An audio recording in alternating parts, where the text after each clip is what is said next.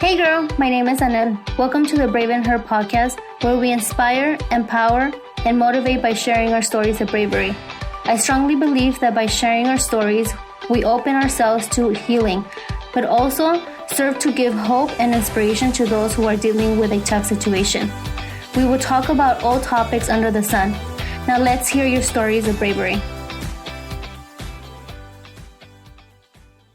Hey girl, thank you for being here today. In today's episode, we have Michelle Askin. She's a wife, mom, and co-founder of Bloom Planners. And she is here today to talk about being married to someone with a chronic illness. And she's here to share her story. Hi, Michelle. How are you? I'm wonderful. Thank you so much for having me, Anel. It's great to be here. I'm excited to chat with you today. Thank you. Thank you for being here. And thank you for being brave and open and sharing your story. I know it's sometimes it's hard to share something so personal, but thank you so much for sharing your story and your willingness to share your story so it can help others. Thank you. Yes, I do have Sean's permission to talk about this today. I always make sure I check with him. Perfect. But one of our goals is to just kind of normalize talking about Parkinson's and all of that whole world and not have it be a taboo subject and bring kind of light to it. So I'm excited to chat more. But like Nell said, I'm Michelle. I'm 32. I'm the co-founder of Bloom Daily Planners. I'm a new mom to my 10-month-old Merrick and the wife to my amazing husband, Sean, who just happens to have early onset Parkinson's disease, which is what I'm on here to talk about today. So Sean was diagnosed back in August 2017. He was 35. So it's something that we have been navigating together as a couple for about 4 years now. And most people don't know very much about Parkinson's. I know I didn't really before his diagnosis. I just thought it was a disease that old people got. And I knew that it was something that Michael J. Fox had. Those are like the two common things. So I did prep a few little background, points just to give people some facts about Parkinson's and a little bit more background because I know people aren't very familiar sometimes. So Parkinson's is the second most common neurodegenerative disease right behind Alzheimer's. There's over 10 million cases worldwide, 1.2 million of them in the US alone. And that's on a really steep rise. They're not really sure why, but there's more and more cases every single year. There's 60,000 new cases every year. Most people are diagnosed over 50. Only 15% are under 50. And Sean is the lucky 5% diagnosed before 40. So he is early onset. And what Parkinson's does is it affects the nerve cells in your brain that produce dopamine. And dopamine is what tells your body to move. So when you don't have the dopamine firing in the right ways, it leads to impaired movement. It can cause the tremors, loss of balance, loss of movement in your hands, arms, just general mobility. And there's no real known cause or cure. So they think it's a mix of genetic and environmental factors. And there are medicines that kind of help him, but no known cure. So the best thing that you can really do to keep Parkinson's in check and keep the symptoms from kind of progressing is to work out super hard and eat really healthy. So that has been like our main plan of action. He takes medicine and everything, but the thing we're really focusing on is living like a really healthy life and keeping him moving to keep his body kind of functioning and stop the muscles from, deteriorating. Great. Thank you. Thank you, Michelle, for sharing all those, data. I thought that Parkinson was something for like older people, but, it's unfortunate that, some younger people get it sometimes too. Yeah, it's 5% before 40, which, I mean, when you apply that to 10 million cases in the world, that still is a huge number, but It's just not very known. It's much more common when you're older. Yeah. So what are the challenges you face being married to someone with a chronic illness or in this case, Parkinson? Yeah, I think the challenge of any person with someone they love who has a chronic illness is just watching someone that you love struggle with something. and feeling really helpless. Of course I can encourage him and be a cheerleader and help him eat healthy and encourage him to work out. But it is a very helpless feeling to just know that there is, we've gone to all the doctors, we're taking all the medicines we can, and it's still getting worse. So it feels helpless. It feels overwhelming. I think it's just the general feeling of unfairness, like the whole idea of why do bad things happen to good people? Sean's such an amazing person. He's so kind. He does all the right things in life. And it just feels unfair, that he's dealing with such a huge burden, mentally and physically. So definitely that. And then just, the fear of the unknown. We're planning our life together. We have a family, and it's, as a planner, I work at a planning company. It is hard to kind of plan your life with a big question mark. You don't, with Parkinson's, you don't know how fast it's going to progress. He's very mobile and great now. He could be like that for years, or it could go downhill really fast tomorrow. So you have this looming like fear of how much time do we have to do to travel and like do all these things. It could be really long. It could change tomorrow. So it's that looming question mark, I think, is hard. But most of all, it's just watching someone you love, struggle with something that you can't fix. I'm such a fixer, and I want to check my list off and do all the things. And there's just nothing I can really do other than the best that I can every day to be a supportive partner. Yeah, unfortunately, that's the frustration with any chronic illness. You just don't know the unknown. Like, one day you can be fine, and the next day you can, be really sick, and then the next day you're okay. So you just don't know, and that's that frustration because you can never really plan anything, or like a healthy person. Your body's going to react the same every day, or for the most part, right? So, but having a chronic illness, you just don't know. Like, you can plan, but your body does what your body needs to do, right? Every day. Exactly. Yeah. And so how has your husband's illness affected you? I mean, it affects really everything. We try not to let it really affect our life plan, but obviously it would be naive to just ignore that, like I said, that looming question mark. For example, we weren't planning on having any kids, mostly because we just didn't want to have kids.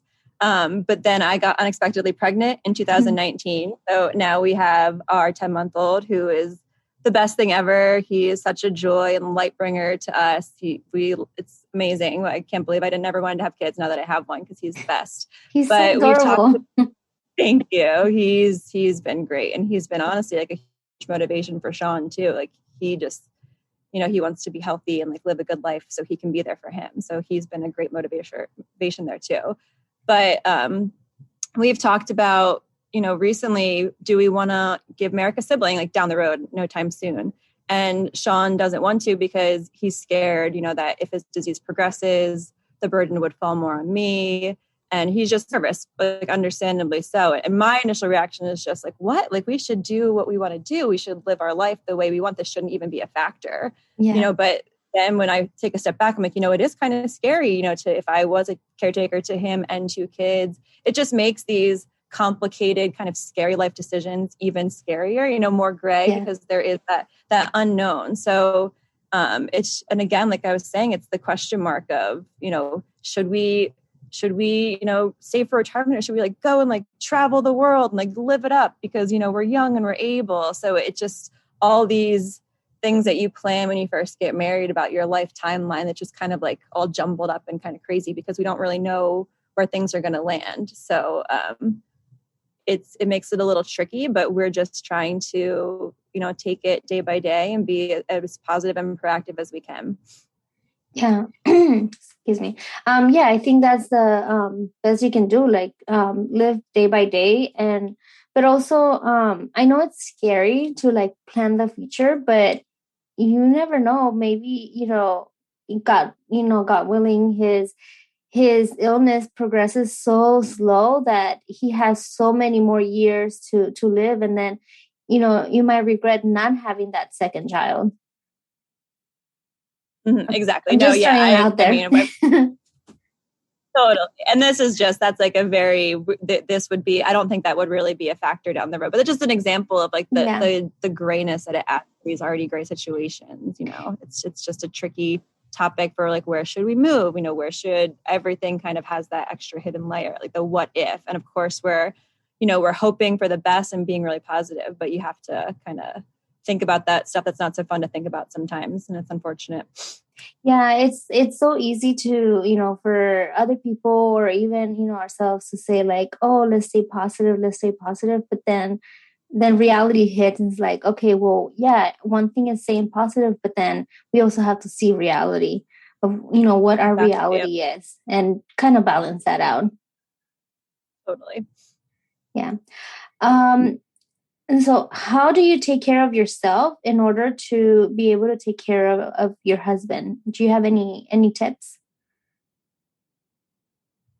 I mean, honestly, he mostly takes care of me. He's amazing. I think we're a really good like yin and yang type team where if he's having a bad day, I'll step up and take care of the baby, do the meals, the cleaning and everything. But when he's having good days, like he is such an amazing partner and teammate, such an amazing dad. I feel so lucky just to have such a awesome life partner. I get lots of breaks. And I think that's what really makes a good marriage, is being strong when the other one's weak and recognizing when someone needs a break and like stepping up and stepping back down and finding that good balance. And I think we are a good team in that way, where we try to turn on and off when the other one needs us too. I think that's just marriage advice that I would give to anyone, illness or not, is just like taking time for yourself, being a good, like spending time by yourself. I spend time with him and Merrick, and that's different than when I'm with just him, and that's different than when I'm with just Merrick, and it's different when I'm by myself. Like I need all those kind of times to kind of fill my cup in different ways, different one-on-one times. So making sure that you are, spending time with friends and family, spending time by yourself. I was going to talk to you more about like going to therapy. I think that's something that we've been talking about doing. We did that before, and we've just been kind of lazy about it, but I think that's so important. There's just things you can say to a therapist that you can't, it's just different having a different like outside perspective on things. So anything that it's all different for anyone, what fills their cup, but find what fills your cup and make sure that you're making time for that, because you can't, be a good caretaker or a good partner if you're just burnout and, don't have that time to kind of reset and recharge and show up as your best self. Yeah, I honestly think that anybody who deals with any kind of chronic illness should be seeing a therapist, because the mental and physical struggle that you go through every single day takes a toll. And I think you need a therapist, like regardless if your health is still good, but still dealing with just that chronic illness. I think, you need a therapist. I think everyone should go to therapy. I think it's great. Yeah. I don't understand the stigma with therapy at all. I feel like it's going to the gym for your brain. You eat healthy, you work out. Like this is a mental exercise, and we've gone to marriage counseling, individual counseling, and it just is amazing. And I recommend it to anyone. I completely agree. So going along with that question, what advice would you give to other caregivers? And is there anything that you have tried before and or done before, but you would do differently now? Yeah, I think sometimes I don't know how to best help Sean. If he's having a bad day, I'm like, should I be like the tough love coach? You get up and do it, do your workout, or should I just be like, you know what, this sucks, and you're allowed to have a day off. So I will literally ask him if I don't know. I'm just how can I help you? What do you need from me? That would be the most helpful. Do you want to just me let you have a bad day, or do you want me to try and fix it? I know sometimes with me or anyone, sometimes when you're venting, you just want to vent. You don't want a solution to the problem. And sometimes you do want someone to like cheer you up and kind of fix it for you. So my advice is, just ask the people that you love in your life, like how you can really serve them and show up in the way that they need versus like the way you think that you need or what you would want, because it's different and it's going to change every day. Just because he wants tough love one day, he might need, just a day off the next day. And we try and be really good about communication there, and just communicating like, hey, when you said that, like it made me feel that way, and just being very like therapy, like being very open with our feelings. Like, communication is so key. in any type of situation, especially when someone's going through a chronic illness, because there are just so many layers to the mental trials of that and how it affects you mentally and physically. I was just going to say that your mind plays so many tricks on you. I don't know if it's, the medication or just going through the emotions of being, one day being okay and then the other not being so okay, and not, still being young and feeling like you can still conquer the world, but like your body is not allowing you to do that. So and it's great that you ask him what he needs that day, because what he needed yesterday might not be the same as today. Exactly. That's amazing. And I mean, I feel the same way too. Like just some days if I'm having a bad day, I'm like, I just want to vent. Some days I want, so it really applies to any situation, but especially, someone who's going through something like that. Yeah. Can you give us maybe an example for those of us that don't know what Parkinson looks like what's an example of like having a bad day for Sean? Mm-hmm. Yeah, so it's very different for anyone. Like it's a very diverse disease, they say. It can show up in many different ways. But with Sean's Parkinson's, it affects his left side of his body right now. And hopefully it doesn't spread to the right anytime soon. But his left side, he walks with a limp. So he describes it as, the feeling when your leg or your arm is asleep and you can move it, but you have to really think about it more. You have to really think, okay, I'm going to move my arm. So he deals with that every second of every day. When he's walking, he has to be like, okay, like left foot go. And on the bad days, it's just a much slower, like kind of like a limping walk. And on some days you can't even notice it. And he has a little bit of a tremor in his left hand. It affects his sleep. So he has trouble not falling asleep, but staying asleep. So then he's just not well rested. So it's all these kind of like negative feedback loops. Like once he's kind of in a bad cycle, it gets worse because he's not sleeping. And then, he's just tired. So his symptoms are worse. And then he can't work out because his symptoms are worse. So then, so when he's having like a good week, then it's like, okay, he's waking up early. He's feeling good. He's working out. Then he's more tired. So he falls asleep. So it really is these kind of like good week. And then it kind of bad week, good week, bad week. So it's very up and down. But luckily he's very good at managing it with working out. That's the best thing you can do for Parkinson's is working out really hard, especially cycling, like Tai Chi. Golf is actually really good for it. All of these kind of workouts that engage your brain and these like fine motor skills. Wow. Okay. So that's what he does to stay on top of it and keep his symptoms kind of at bay. Oh, okay. I didn't know that those were like the signs or the symptoms that someone with Parkinson's deals with. Thank you for sharing. Yeah, the tremors. Michael J. Fox is like the most famous person with Parkinson's, and he has like the rocking, and that's actually a symptom of the medicine. So the medicine for Parkinson's, it stops certain other symptoms, but it can cause like over movement. So some of the things, like some of Parkinson's symptoms are from the actual disease and some are like side effects of the medicine. So it's a little confusing and everyone reacts a little differently, but it's mostly like tremors and lack of movement. I have a medication that causes me to like my hands shake a lot. So sometimes for me, it's embarrassing to like eat in front of people, because especially when it's like soup or something like that, because by the time like it hits my mouth, like I drop most of like whatever I'm eating because my hands shake that much. Mm-hmm. Sometimes it's better, sometimes it's not. Sometimes I can, eat better, I guess you could say. And some days it's just like really shaking and it's kind of like frustrating. So I can't even imagine like just having like one whole side like not working properly. Yeah, it's very frustrating. Yeah. Yeah, and I think what you said too, like the embarrassing, like he doesn't like he was nervous to even really share when he first was diagnosed. Of course, it was a lot to process, but I think his biggest fear is, being looked at differently or like pitied or felt sorry for, or, his friends are very kind of like jokey and kind of mean with each other. And he was like, I don't want them to, change how they treat me because they like feel bad for me or treat me different. I think that's a big fear of his.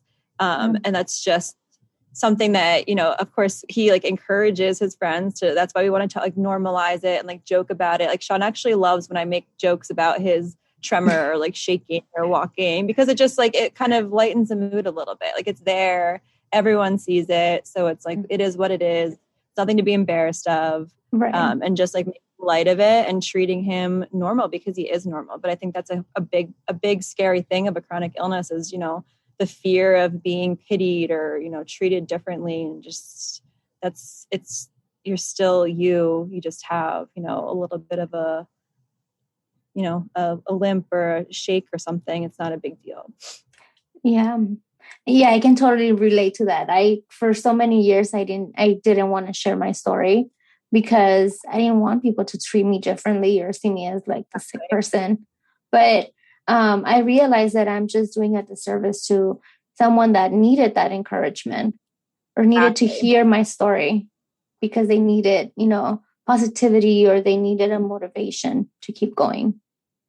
Exactly. That is such a great point. And this is something that I never want to like push Sean out of his comfort zone. He's a much more private person than I think I am, but I definitely understand the power of getting vulnerable and sharing your story. And back in, I think it was 2018, we wanted to kind of like announce the Parkinsons, like to our friends and family. And he was very nervous about it, but we found a 5K that was benefiting Parkinson's. And we used that kind of as like our announcement, that, hey, this is like the diagnosis, we're doing this race. Like if you want to join the team, here's the info. We shared some facts about Parkinson's. And we had a goal of raising $2,000, which we thought was insanely high.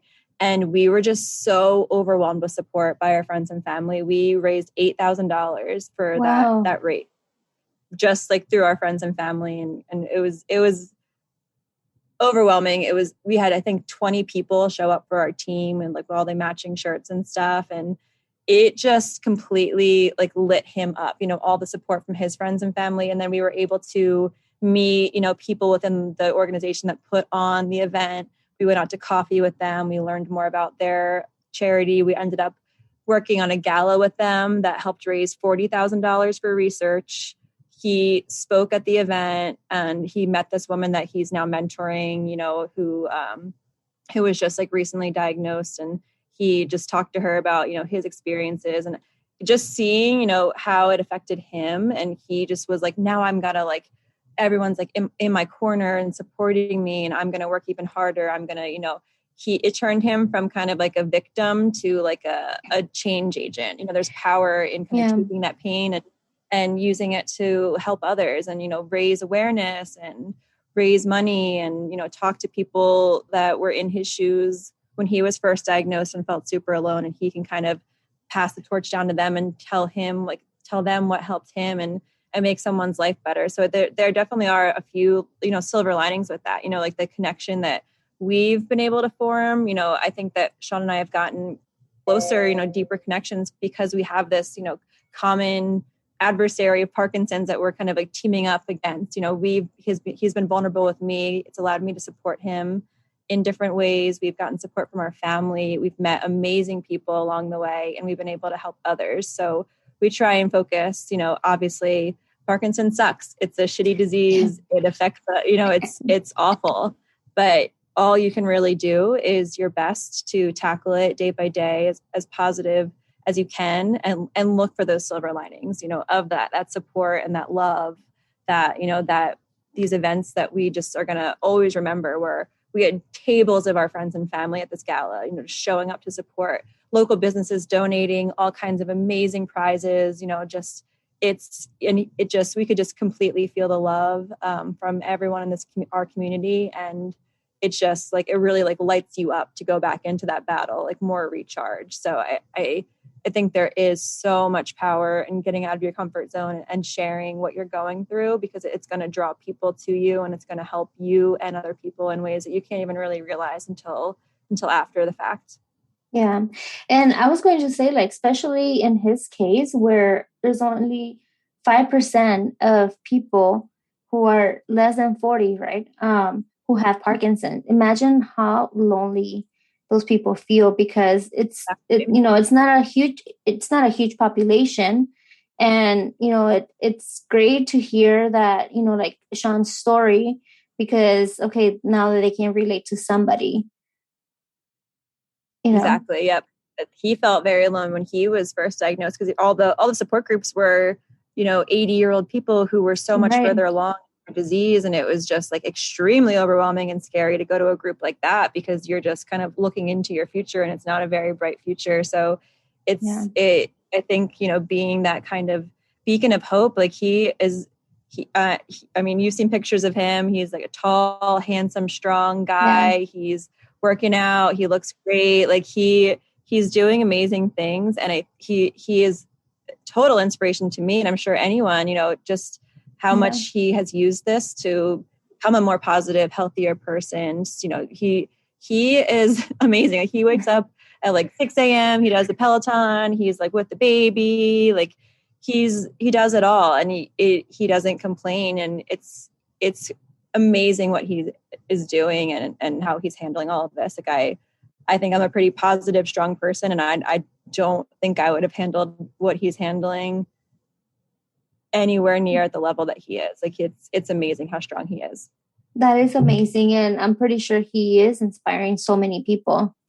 He doesn't even realize the impact that he's having by simply just sharing his story. Absolutely. Yeah.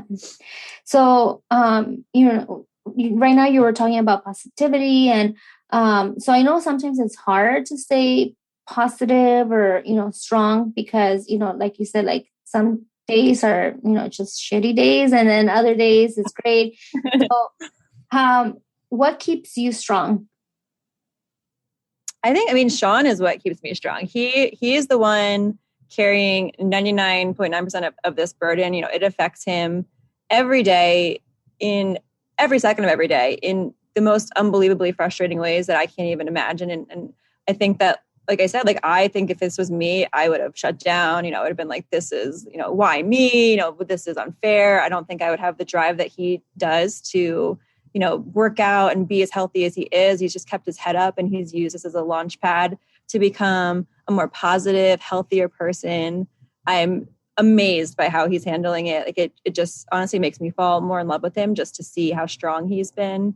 I think that Merrick especially keeps us both positive and strong. He's such like a joy and light in our lives. And watching him with Sean is just like makes my heart explode. But I know he has been a huge, source of inspiration for Sean to like live a healthy, happy life. And like I was saying, the support of our family and friends has been huge. And all the amazing research. There's no cure yet, but we subscribe to all of the blogs and Parkinson's news, Michael J. Fox newsletters and everything. And there really are a lot of amazing developments going on. So we are very hopeful that there'll be some kind of, new treatment or some kind of additional options to help slow the progress, or, hopefully a cure in our lifetime. I hope so. But I hope so. But there is a lot of really great stuff, in the works going on. So we're inspired by the hope of that, and the ability to help people, through these organizations that we're in, the giving back components, and like even through Bloom, like we've talked about. I know you were on our focus group with Bloom, but creating some type of product using experiences from people like you and people like Sean who have chronic illnesses. How can we kind of create some kind of planner or product that is going to help these people? So that's it ties into Bloom's mission too, because we're always trying to take our life experiences and kind of harness it into a product that passes it down and makes people's lives easier.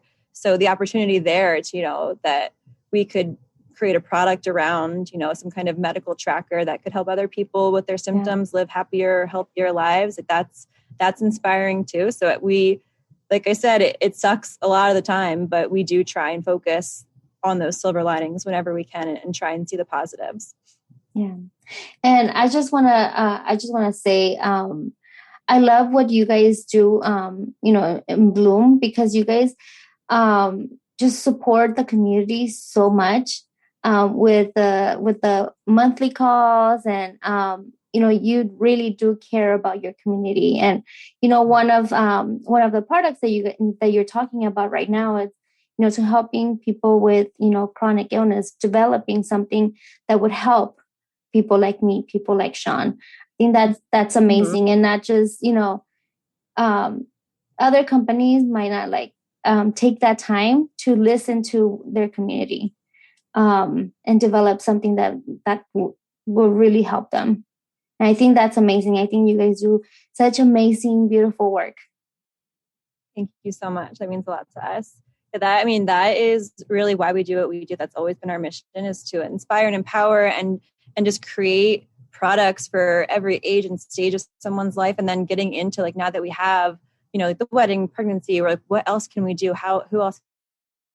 And I think getting into these niches of, we talked about doing an infertility planner, tracking that, chronic illness planner, and all of these things that people are struggling with, that a product could really, really, really help. And I think that's always our main goal, is to create products that truly help people and have a lot of heart, and are really, really thoughtful. And maybe it won't apply to the masses, but it will make a really big impact in those niches. And that's what fuels us and keeps us going. That's amazing. Thank you. Thank you for thinking about your community, and, thinking of us and creating such beautiful, inspirational planners. I personally have so many Bloom planners and stickers and the cards and everything. I love them. I love them all. You're a VIP. We love you so much. Thank you. So thank you for being so brave and sharing your side of the story, sharing your experience, with dealing with a chronic illness. Where can we find you? Where can we find more of your story, or follow you? Or where can we, go in and maybe help, one of your organizations, or donate or something? Yeah. So my personal Instagram is just _Michelle.Christine_. And so you'll see pictures of Sean and my baby Merrick there. That's mostly what I post. But you can also follow Bloom, of course. It's at Bloom Daily Planners. And then as far as Parkinson's stuff, the gala that we helped run, that's through an organization called Shake It Off. Shake It Off for PD, I think, is their handle. I can email it to you. So that's a local Parkinson's research foundation. And then the most common, the most famous, is the Michael J. Fox Foundation. So if you use Amazon, you can do Amazon Smile, and you can set Michael J. Fox as one of your give back charities. So I just have that set on. So whenever I order anything on Amazon, it gives back to that charity. And we try and give to that and Shake It Off every single year. But those are the two that we mainly support. I know there's a bunch more out there, but Shake It Off is more for exercise research. And then Michael J. Fox is doing a lot of research to find medicines and cures. That's awesome. Okay. I didn't know about the whole Amazon thing. So I'm going to have to go in and do it myself, because I buy a lot from Amazon. So that would be great to give back. It's kind of it's amazon.smile.com. I feel like some people don't know about it, but you literally just bookmark it. And instead of going to amazon.com, you just go there, and every purchase give back to a charity of your choice. Oh, awesome. That's so amazing. Imagine, so many people buy on Amazon, and if everyone did that, and exactly, that would be great. I'll have all those details in the show notes. So go and follow Michelle and Bloom Planners. And if you can, please go ahead and donate to Parkinson's. Thank you so much, Michelle, for sharing your story. I can't believe I didn't cry. This is great. I know. I was trying not to cry too. Thank you so much. Thank you, Nell. Have a good day. You too. Thank you so much for listening. I hope this episode inspired you. If you like this podcast, please share on social media and tag me on Instagram @TheBraveandHer. I would love to hear your stories of bravery.